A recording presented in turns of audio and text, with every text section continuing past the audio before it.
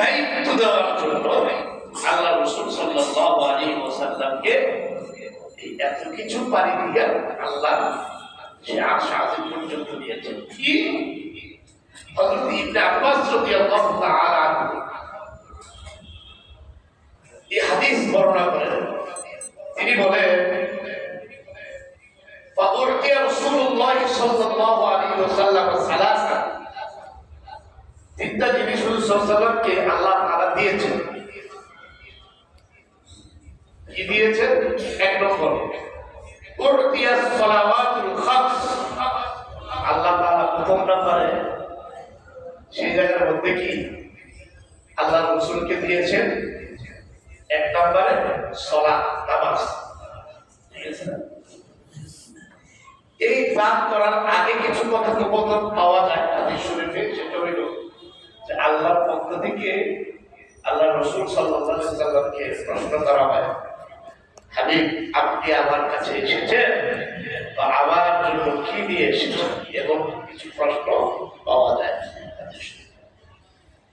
কারণ বন্ধুর বাড়িতে গেলে, আত্মীয়র বাড়িতে গেলে হাদিয়া দেওয়া, এটা একটা সুন্নাত। আল্লাহর কাছে গিয়েছেন আল্লাহর প্রিয় হাবিব, তিনি কি দিয়েছেন?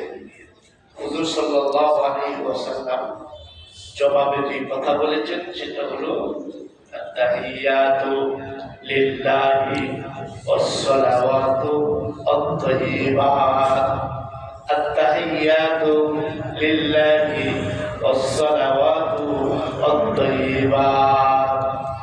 আল্লাহ আমার মৌখিক ইবাদত, শারীরিক ইবাদত, মানসিক ইবাদত, হামদ ও সানা যতভাবে আপনার প্রশংসা হতে পারে, যতভাবে আপনার ইবাদত হতে পারে, সব প্রশংসা, সব ইবাদত, সব তাসবিহাত গুলো আমি আপনার জন্য হাদিয়া নিয়ে এসেছি।